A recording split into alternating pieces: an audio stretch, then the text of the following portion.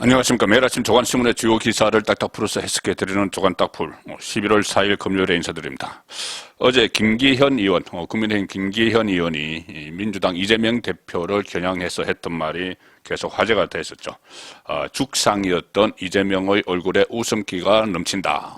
자, 이 말은 지금 사법 리스크에 완전히 노출된 이재명 대표가 곧 강제 수사를 당할 이럴 위기에 처했었는데 이 이태원 참사가 일어나면서 역공 모드로 바뀌었다. 자, 그래서 본인의 그 사법 리스크에서 벗어나기 위해서 이 문제를 정쟁화시키고 있다. 자, 그런 지적이었습니다.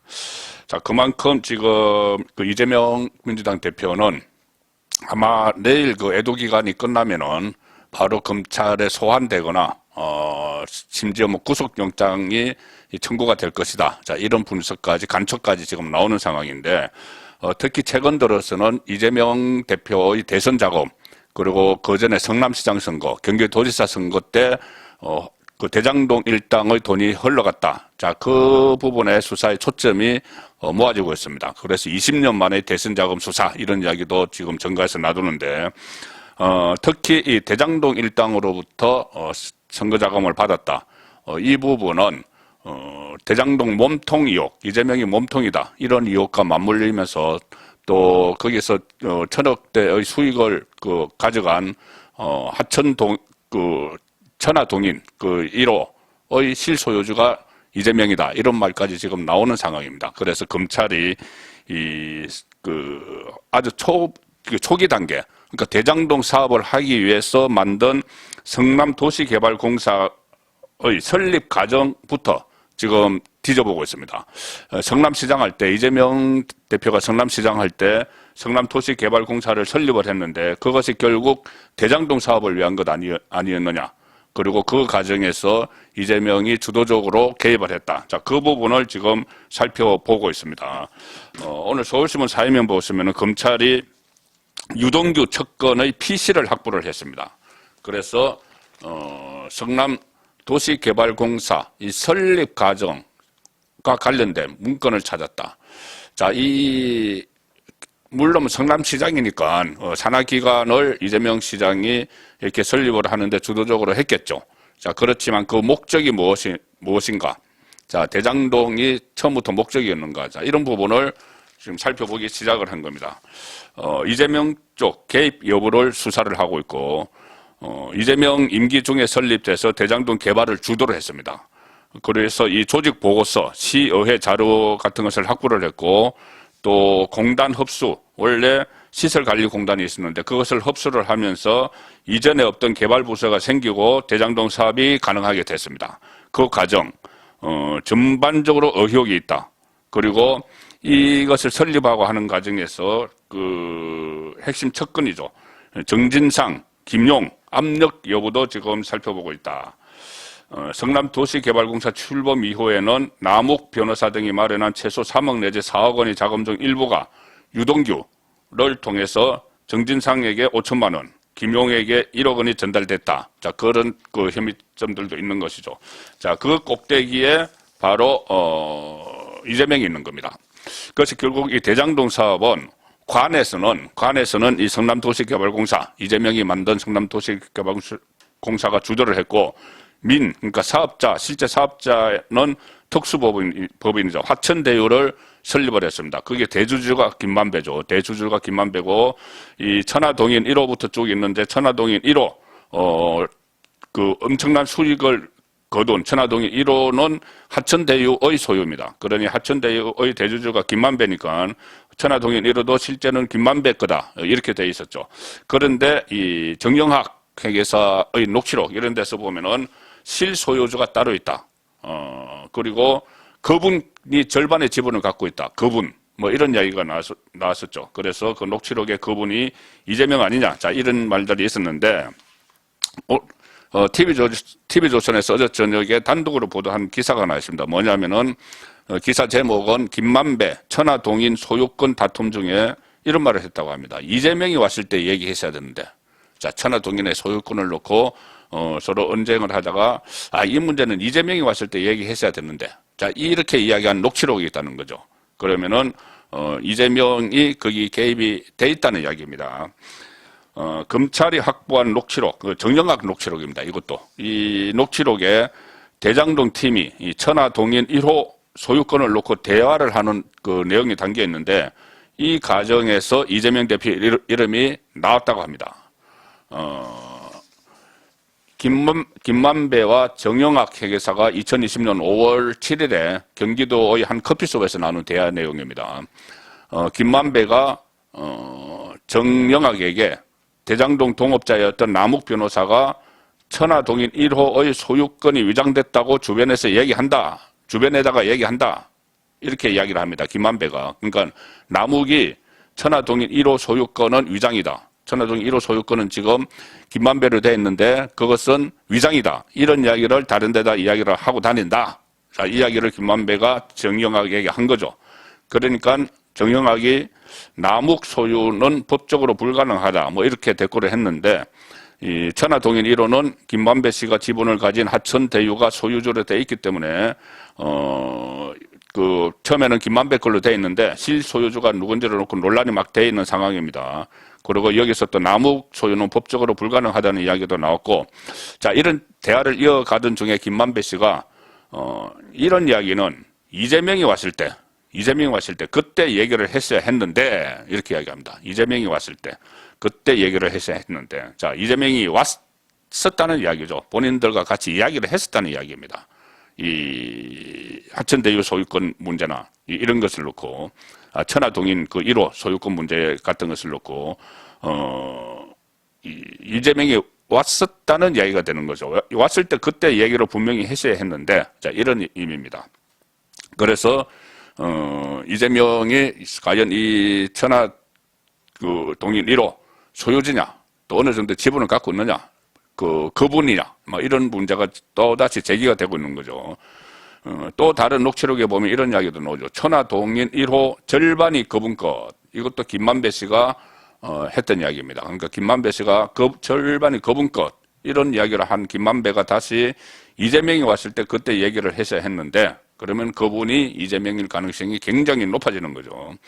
또 어제 제가 전해드렸지만 이 녹취록에 보면은 김만배 씨가 선거운동에 11억 원을 썼다. 그때 몇 년 사이에 11억 원을 썼는데, 그때 성남시장 선거 재선에 출마한 이재명 후보, 그 다음에 경기도지사 선거가 있었죠. 그래서 그때 11억 원을 썼다는 이야기까지 지금 녹취록에 나오는 상황입니다. 또 남욱 변호사도 최근에 재판에서 이재명 쪽 지분이 있다는 얘기를 들었다. 대장동에. 그리고 이렇게 되니까 그 재판에서도 그런 진술이 나왔고 녹취록도 나왔고, 여기서 이재명이 언급이 됐으므로 검찰이 천하동인 1호와 이재명의 연관성, 이런 모든 가능성을 열어놓고 지금 수사를 하고 있습니다. 자, 그래서 상당히 수사가 진전이 됐을 텐데 지금 북한 리스크, 또 이태원 사태, 여기에 묻혀서 부각은 되지 않고 있지만은 거의 이 검찰의 수사가 마무리 단계까지 간 것 아닌가. 또 대장동 관련해서 또 다른 여러 가지도 있지만, 자, 그런 생각이 드는데, 아마 애도 기간이 내일 끝나니까 내일이 끝난 이후에 이재명에 대한 강제 수사가 들어갈 가능성이 상당히 높습니다. 자, 그래서 이재명 쪽에서는, 이재명 입장에서는 이것을 방어 차원에서 윤석열 대통령을 막 공격을 하는데, 특히 이태원 참사와 관련해서 여러 가지 가짜 뉴스들을 막 쏟아내고 있죠. 김어준 씨부터 해서 여러 스피커들을 쏟아내는데, 이번에 그 1호 가짜 뉴스를 막 쏟아낸 1호는 바로 이 남영희 민주연구원 부원장이었습니다.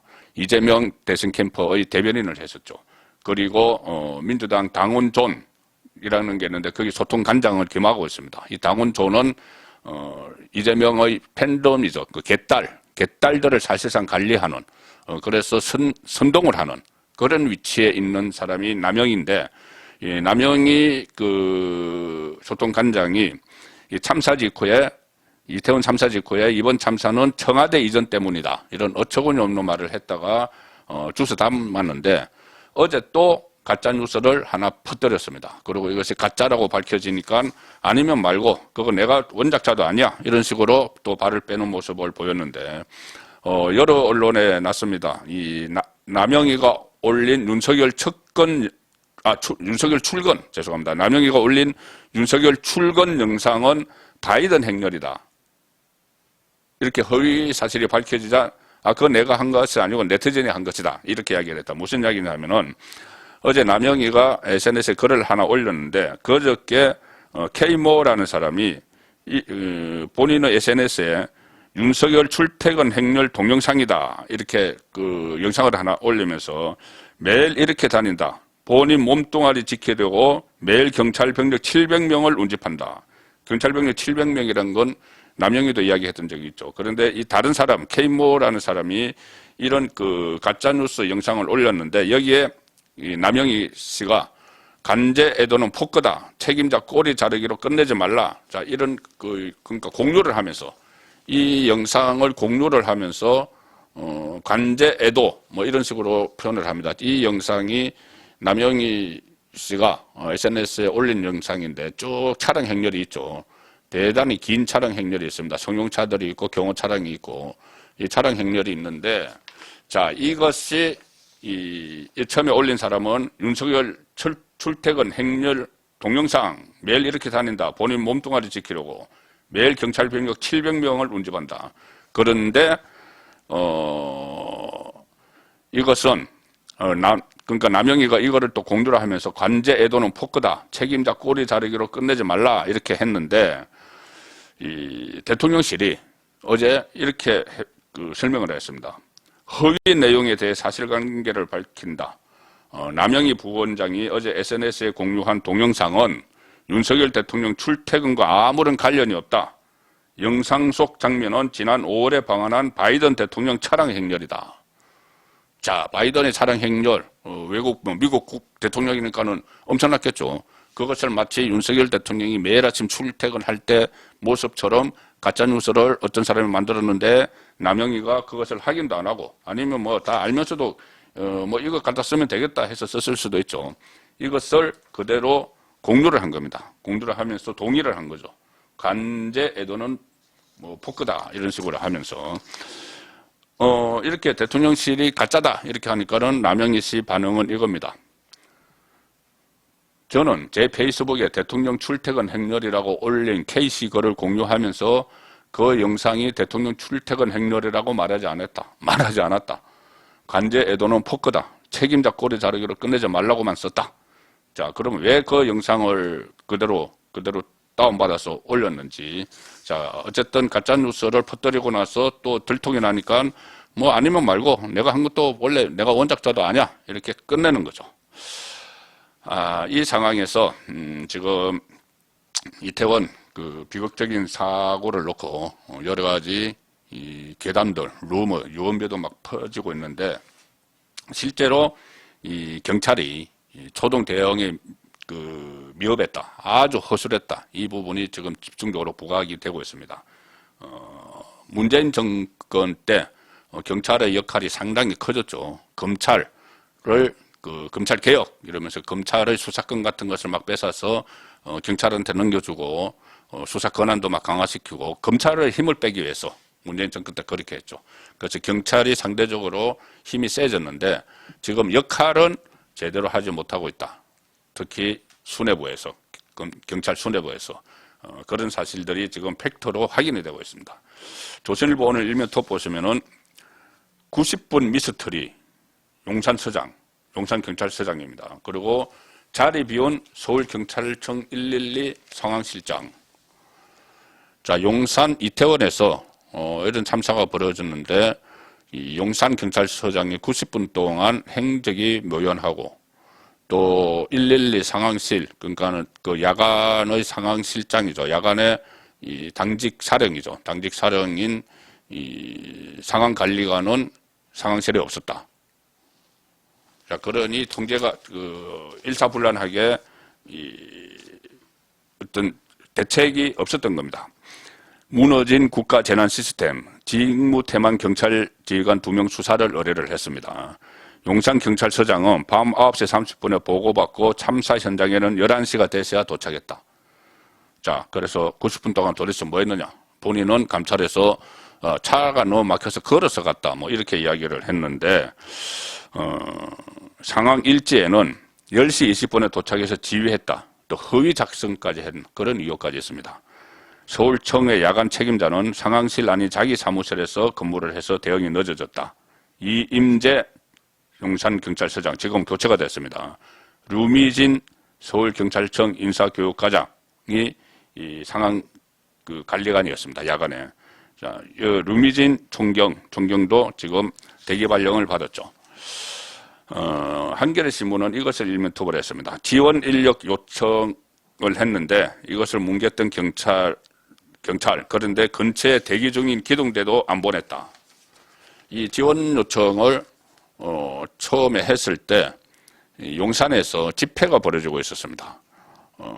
지금 뭐 윤석열 퇴진, 김건희 특검 이것을 구호로 외치는 단체의 그 집회가 있었죠. 용산 일대에서.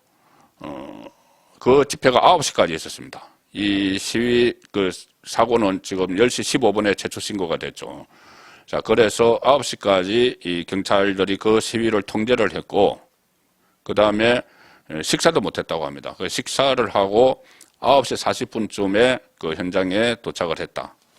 자, 그런 그 내용들인데, 참사 발생 전에 현장 지휘관이 용산경찰서에 교통기동대 출동을 요청했지만 촛불 집회 관리를 이유로 거절당하고 서울경찰청 소속 기동대 1개 부대가 근처에서 대기 중이었지만 투입되지 않은 사실이 밝혀졌다. 물론 이것이 아주 그 컨트롤 타워가 있어가지고 컨트롤 타워에서 심각성을 알고 지금 집회를 통제를 하던 집회가 불법으로 흐를 가능성에 대비해서 그 통제를 하거나 대기를 하고 있던 경력, 경찰 병력을 신속히 이쪽에 이태원 쪽으로 옮기거나 뭐 그렇게 했으면은 상당히 다행스러운 일이죠. 자, 그런데 그런 컨트롤 타워가 지금 부재 중이었기 때문에 이것이 딱딱 제때에 상황에 맞게 배치되지 않은 그런 문제점은 지금 있는 겁니다. 그래서 이제 경찰이 특별수사본부를 꾸렸죠. 경찰청 안에 특별수사본부를 꾸렸는데, 경찰을 지금 수사하고 감찰하는 그렇게 되어버렸습니다. 그러니 국민일보는 셀프 수사 경찰이 압수수색을 했는데, 서울경찰청장실, 용산 서장실은 빼고 압수수색을 했다. 그러니까 서로 자기들끼리 또, 수사도 자기들끼리 봐주게 하는 것 아니냐. 자, 그런데 여기에 대해서는 또, 용산경찰서장이나 서울경찰청장은 별도로 감찰을 받고 있기 때문에 뺐다로 이렇게 경찰은 해명을 하고 있습니다. 정치권에서도 이 문제가 계속 논란이 되고 있죠. 세계일보 보시면은 야당은 국정조사 요구서를 곧 제출할 것인데 여당은 일단 수사를 좀 지켜보자. 그리고 검수완박 개정이 우선이다. 이렇게 역공을 합니다. 검수완박이 왜 그러냐면은, 검찰의 수사권을 다 경찰로 넘기고 2개만 남겼을 때, 대형 참사에 대한 수사권도 검찰에서 경찰로 넘어가 버렸죠. 경찰로 넘어갔는데, 실제로 이 경찰의 대처가 상당히 미흡하기 때문에 그 검수완박법을 다시 원위치시켜서 그런 사건도 검찰에서 수사를 하도록 해야 된다. 자, 그런 요구를 국민의힘에서 하고 있는 겁니다. 여기에 대해서 또 진실 공방도 있습니다. 박홍근 민주당 원내대표는 그때 협상할 때 6개 중대범죄에서 대형 참사를 제외할 수 있다고 권성동 국민의힘 원내대표가 이야기했다. 이렇게 이야기하는데 권성동은 나는 그런 말 한 적이 없다. 새빨간 거짓말이다. 또 이것 놓고도 진실 공방을 벌이고 있습니다. 윤석열 대통령은 오늘도 서울 광장에 마련된 합동 분향소에 아침에 들러서 조문을 했습니다. 국민일보 보시면 어제까지 4일째 조문 행보 윤석열 대통령 경질론 이상민 동행은 뒷말. 자, 이상민 행안부 장관이 초기에 좀 부적절한 말을 했습니다. 했고 또 행안부가 통제하는 경찰이 허술한 초동 대처를 했기 때문에 경질해야 된다. 이런 목소리가 많은데 일단 이 윤석열 대통령의 그 조문에는 계속 이상민 장관이 같이 동행을 하고 있습니다. 그래서 이거 다시 재신임을 하는 것 아닌가 그런 분석도 나오는데 이 동행을 하는 것은 대통령실에서 설명하는 것은 이상민 장관이 동행을 하는 것은 행안부가 주무부처이기 때문이다. 그렇게 설명을 합니다. 무슨 뭐 재신임 이런 것과 연결시키지 말라는 이야기죠. 자, 민심 달래기 차원에서 국가 애도 기간이 종료되는 내일까지 매일 조문을 이어갈 계획입니다. 또 하나의 이슈, 이 국가 애도 기간에 북한이 계속 도발을 하고 있습니다. 자, 오늘 동아일보, 중앙일보는 이것이 일면 톱입니다. 어젯밤에 또 미국을 겨냥해서 ICBM 발사를 했죠. 북한의 폭주, ICBM 대륙간 탄도미사일이죠. 이거 괌을 겨냥을 해서 또 어제는 일본 열도를 지나서 가다가 도중에 추락을 해버리는 그런 일도 있었습니다. ICBM이 1단, 2단 분리 후에 동해상에 추락을 해버렸다. 그런데 5월에는 1단 분리만 성공을 했기 때문에 기술적으로 진전된 것일 수도 있다. 자, 이런 이야기가 나오고, 우리의 대응입니다. 우리 대응 태세가 그때 문재인 정권 때와는 완전히 지금 다르죠. 적극적인 대응 미사일 발사도 하고 했는데, 자, 북한이 지금 계속 도발하는 이유가 이 한미 연합 공중 훈련입니다. 비질런트 스톰이라고 불리는 그 훈련을 한다고 계속 도발을 하는데 이렇게 도발을 하니까는 오히려 윤석열 대통령의 지시에 의해서 미국과 협의해서 한미 연합 훈련을 연장을 해버렸습니다.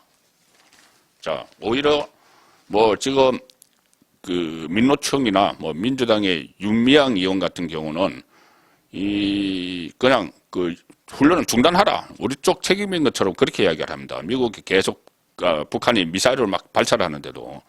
그런데 윤석열 대통령의 지시에 의해서 미국과 협의를 해서 오히려 훈련을 더 연장을 했습니다. 당초 4일 오늘 종료 예정이었는데 한미 연합 공중 훈련입니다. 비질런트 스톰 훈련을 전격적으로 연장을 했습니다. 어제 전격적으로 연장을 하니까 북한이 어젯밤에 박정천 북한 노동당 중앙군사위원회 부위원장 명의로 위협 담화를 낸 뒤에 곧바로 탄도미사일 3발을 추가로 발사한 것이죠. 자, 윤석열 대통령 지금 임기 시작한 지 6개월로 접어드는데 여러 가지 어려움에 직면해 있습니다. 대충 그냥 봐도 사정건데 경제 상당히 어렵죠. 그 다음에 이태원 참사 일어났죠.